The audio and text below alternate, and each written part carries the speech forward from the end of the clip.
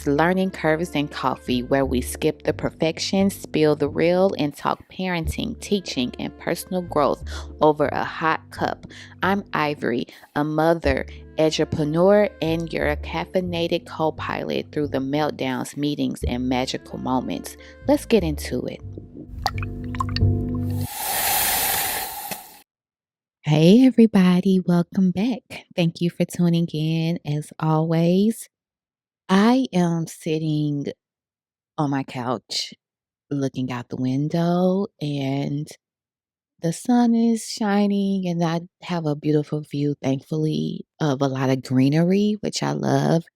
And I was just sitting here reflecting on like the things that give me energy and refuel me and keep me stable in a world that is so uncertain right now, and particularly as a parent, particularly as a single mother and a career woman and an entrepreneur. Like, I am oftentimes running on a low battery. And so it had me wondering if you all have ever felt like your battery was on 2%, even sometimes before the day gets started. Whether you are a parent, whether you are a teacher, or you are like just trying to be a functioning adult, energy management is so important. We live in a culture, in my opinion, that glorifies exhaustion like it's a badge of honor. When you ask people, they're like, I'm tired. I've been working so hard. Hashtag no team, no sleep. These things that people see as a flex. But especially for me, at this big age, to me, that's a fast track to resentment, to headaches, mental health, for me, snapping. Like, I'm usually a pretty patient person, but I get incredibly impatient and low key not nice, monstrous when I am exhausted. And so I'm actually like on a journey to really center the things that give me energy and don't deplete me. During one of my school leadership years, I realized my energy wasn't matching my impact. I was pouring out and not refilling. I'd show up to school tired, coffee in my hand, of course, trying to power through. And as you can imagine, that's not sustainable. I was showing up everywhere but present nowhere. I was effective, but I imagine I would have been more impactful had I been more intentional about my rest. According to the American Psychological Association, it's a 2022 report actually. 70% of adults report feeling physically and emotionally exhausted. And of course, as you can imagine, teachers rank among the top three most burnt out professions in the United States. Imagine that these are people who are teaching our children every day and they are burnt out. And it's not a personal failure, it's a systemic red flag.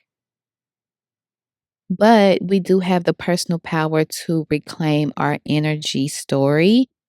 And I want to talk about how that can show up in your life. Number one, track your energy. Where does your energy actually go? Do an audit 1 week. The mental load alone, remembering the snacks, the IEP dates, the birthdays, could power a small city, to be honest with you, to have to remember all the moving pieces and logistics of your life with work and with parenting and with adulting, that in itself is exhausting. So track what is actually where your actual energy is actually going in terms of what you are thinking about. And then Of course, all of my framework in terms of the discovery, acceptance, and embracing. I want to encourage you to accept that you can't hustle your way out of burnout. Oftentimes, when we're tired, we're like, let me just push through this and then I'll get. No, you may need to pause. More grinding won't buy you peace. I know we think that. I certainly have been a victim of that. If I can just get through my checklist and cross these things out, I'll have a clear mind. And I'm learning to accept that actually I'm going to pause on this checklist and I'm going to go take a 30-minute mental break, or I'm going to go take a nap if my time allows for that, in terms of when I have my son or if he's at school, or waking up or having later nights of quiet time when you are not distracted by responsibilities. So letting go of the need to continue to work and giving your time, yourself permission to sit and be still. And then think about designing your day around your energy peaks, not around guilt. Rest is not a reward, it's a requirement. It is a necessity actually for you to be able to show up as your best self. I also want you to remember that energy is not endless. It is given through alignment. So you don't have to say yes to everything. In fact, I encourage you to say no to the things that are not in alignment to your priorities or values, right? And we talked about values and how they should inform your priorities and your family structure. And I'm happy to revisit that in future podcasts. So, before we close out, I want to give you 7 tips to reclaim your energy and engagement. Number one, as I mentioned, do the energy audit, make 2 lists. One is what are your energy givers? What are the things that make you excited, that give you full, that puts pep in your step? And what are your energy drainers, the things that frustrate you, give you anxiety, make you want to avoid them?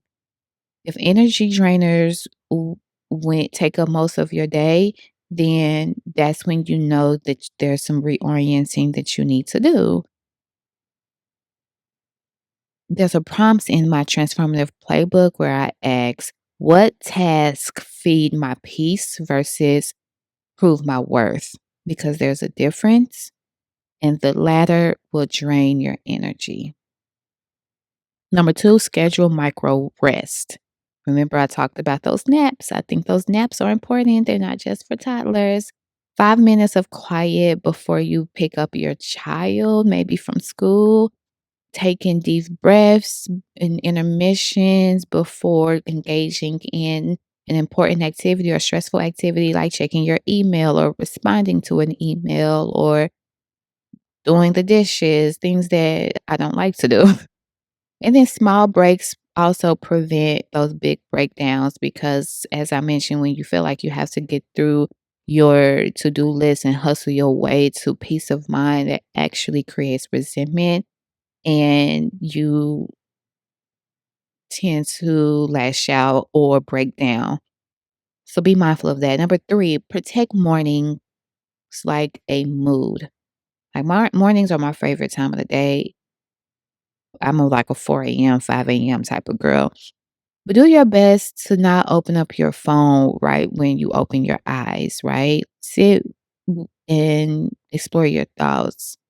Think about how you want your day to be experienced. Create a morning ritual that starts with you, not your to do list or your notifications.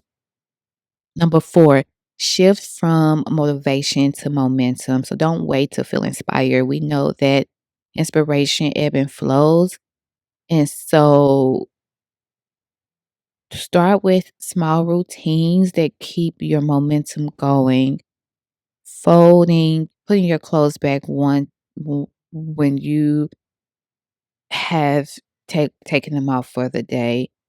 Drinking water right before you wake up. These are things that pique your memory and keep your momentum going. Number 5, my personal favorite right now.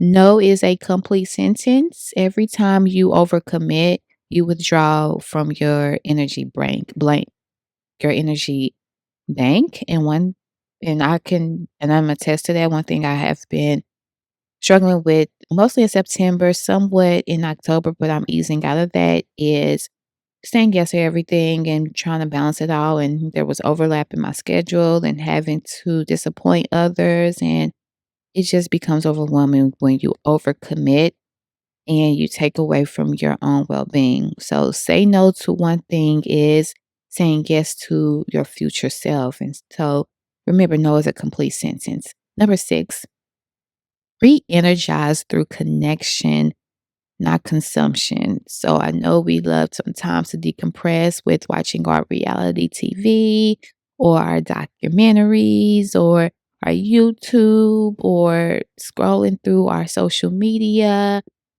online shopping. Like, we love to consume in order to distract from our exhaustion or frustration. It is a human trait that we have all been victims to.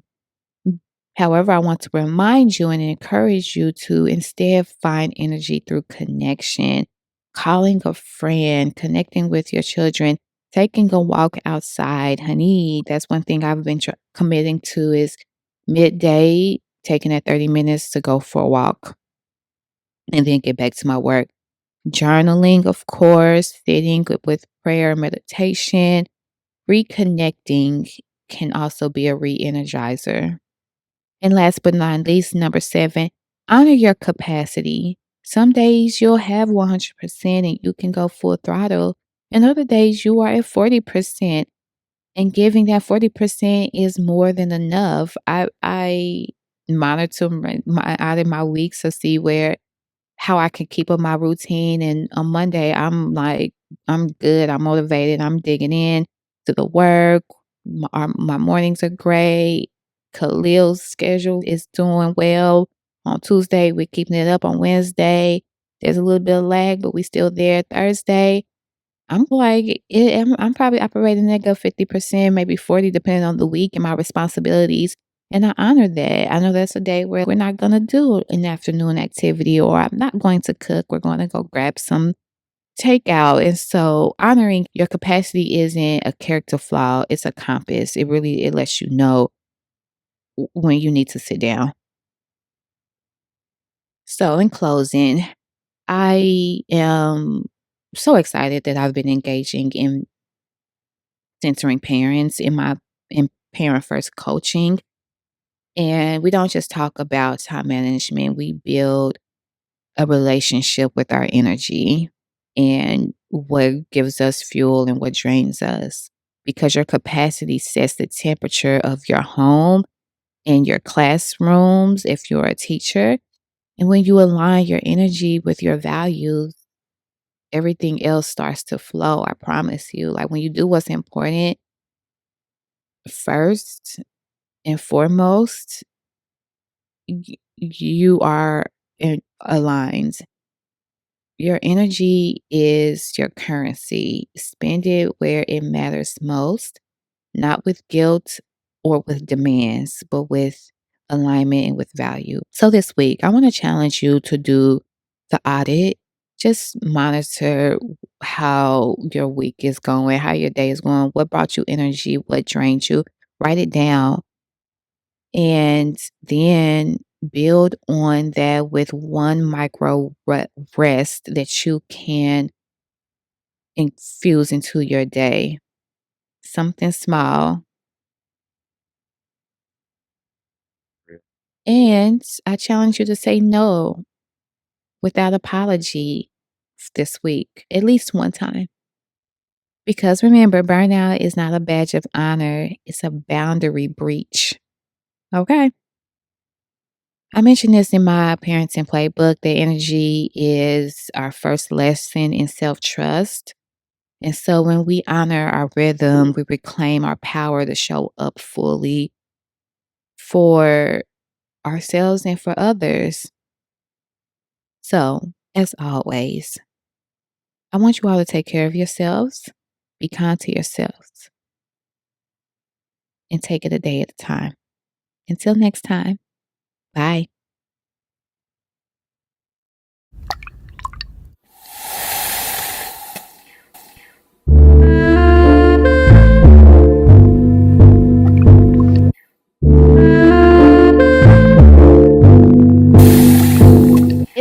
is Learning Curves in Coffee